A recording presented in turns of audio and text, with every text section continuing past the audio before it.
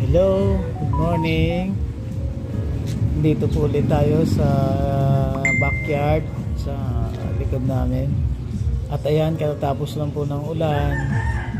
Meron akong mga seedlings na gulay na yun. Ayan, mga mahilig na magtanim. Ito yung magandang pangarap na maabot natin, yung pagtanim ng ubas. Ayan po yung mga sanga na yan na pinutol ko at pinatubuan ko po ng ugat.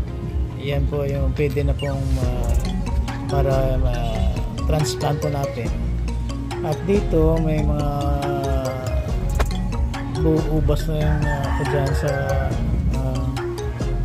mga dati kong itinanim. Ayan, maliliit yung bunga at napakakunti. Ayan po, ayan, dyan lang sila sa gilid. Ayan, meron pa yan dito. At yung iba naman na cuttings hindi naman na tuloy. At ayan, meron na yung iba maliliit lang. Ayan ang una kong mga tinanim. Meron pa dito. Tanim ako na nung karaang 2018 pa. Ayan ang mga una kong tinanim na bunga. Parang ayaw ko na talagang tumuloy noon kasi maliliit lang talaga. Ngayon, at ang puno niyan ang lalaki. Ayan, tagal na yung ubas ko. At ayan yung mga bago kong pinaparami na ubas na magandang bunga. Ayan yung markot, pinarami ko. Ayan para pwede kong mas madali yung markot na mabuhay kumpara sa sanga lang, kasi yan may ugat na, mas malaki ang porsyento nila na mabuhay. At ayan yung mga markot, marami po yan.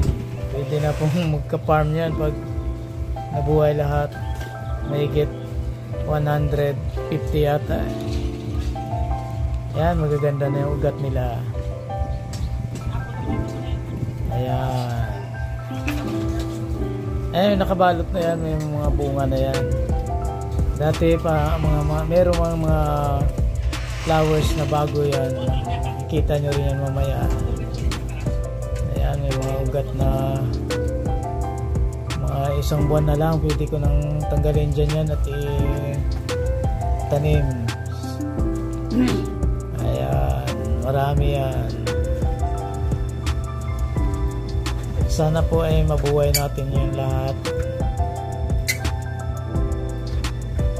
Ayan yung mga flowers nila na bago. Yan yung mga huling bulaklak. Ayan yung mga ayan yung meron pa kasi akong namumulaklak ngayon, pero meron din akong mga bunga na lumalaki na.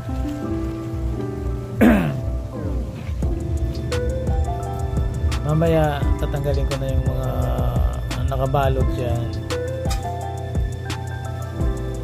Ayan, bulaklak.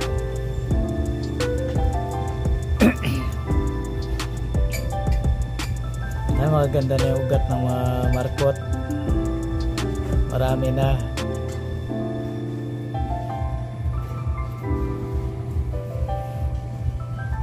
Ayan.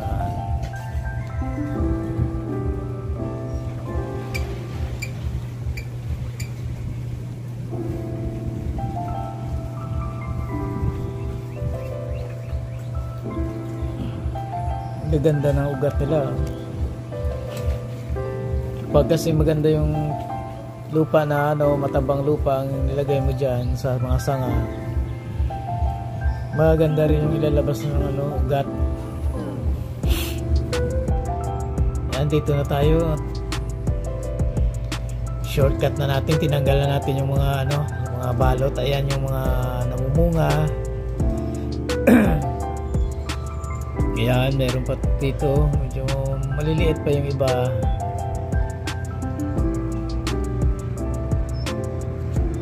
Ayan, gaganda. Pinaparami ko.